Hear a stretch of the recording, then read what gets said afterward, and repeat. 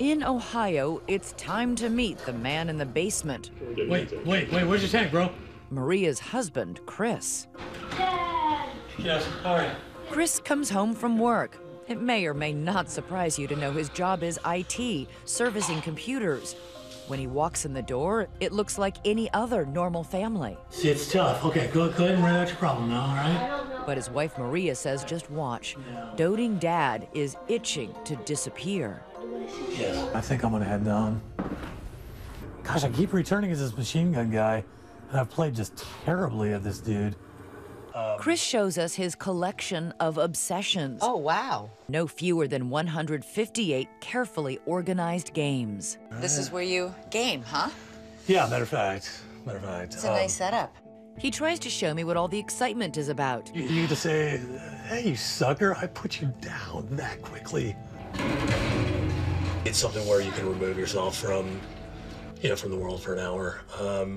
Or more. Or more. And watch what happens when Maria comes downstairs to check on Chris before she goes to bed. Hey, babe. Hey, Maria. I am going to head to bed. Bye, good night. All right. Do you think you're addicted to these games? I'd say addiction's there. Chris says he's considering cutting back, but quit for good? Never. I can't stop forever. That just seems like a... Even though you know that it hurts your wife and your children? And yeah, every next thing I say sounds more and more like the scared addict. In California, Brooke's parents say her phone and social media fixation opened a portal into a dark place. Her risky behavior escalated when she was just 11 and 12 years old. Just hanging out with the wrong crowd, drugs, sex, in middle school. With that phone always in her hand, her parents wondered whether any place was safe. Okay, she's home, she's safe, but it was a complete false sense of security because she's up there in her room, with her phone on the internet. And as her parents later discover, sexting with strange men. I was up all night sending pictures. Of yourself? Mm-hmm. To strangers? Yeah. When I did it and I got those compliments, I got that attention, and it just made me feel really good. It's unnerving to listen to you tell me about how you fell into this world of secret sexting. Mm-hmm. Upstairs, Yeah, you weren't safe. not at all, no. It's not just the phone and the internet. Brooke has ADD and attachment issues. When you take a phone and social media and you put it in the hands of a teenager, and then throw in some mental illness, she just becomes very vulnerable. But her parents don't realize just how vulnerable until they get a knock on the door. We were blown out of the water when the police showed up at our house. Oh my gosh. Officers revealed what their little girl had been doing online. The men, the nude photos, all of it. People watching this are going to say, where were you? Yeah, It was shocking. it was. I guess I thought of her just as a regular, everyday little girl growing up. Word spread on social media about Brooke's mistakes.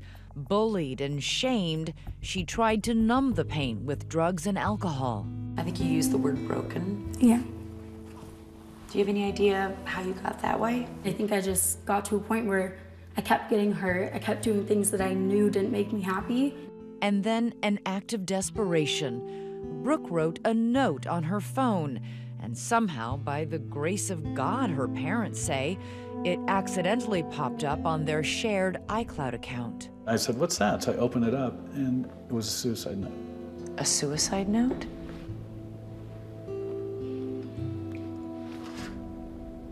What did you think reading that? I couldn't believe it. It was scary. I just got to a point where I just didn't even know why I was here and why I was still trying. You mean why you were here on Earth? Yeah, it just didn't make sense to me anymore. Yeah.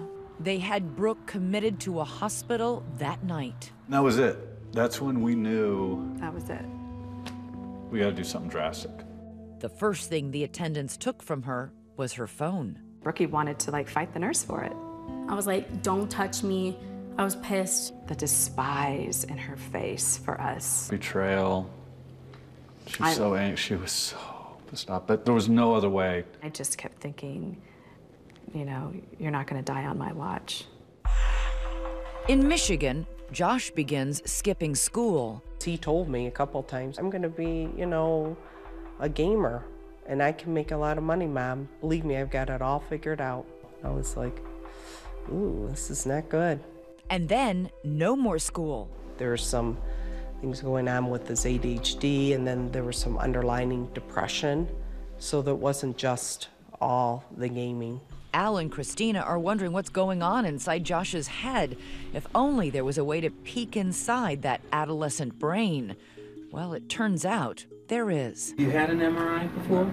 Josh is getting a functional MRI as part of a new study by Dr. David Rosenberg.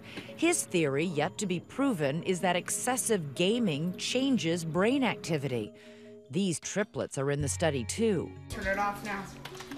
Stop, Mom. You're still playing. I said I'm gonna watch. Instead, I'm gonna go play outside with Josh. I told you I'm gonna go play outside with Josh. That's Noah.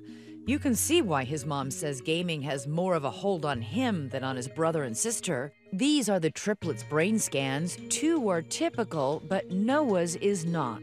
Dr. Rosenberg highlighted areas in red he says represent brain activity involving memory, attention, and decision-making. Noah's is almost completely gray.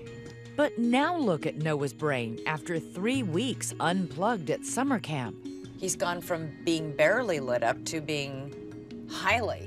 He's highly lit up, yeah. Now for Josh's results. There should be much more activity. There should be more red. There should be more red. She looked at this and thought, this is a kid in trouble. This is a kid in trouble.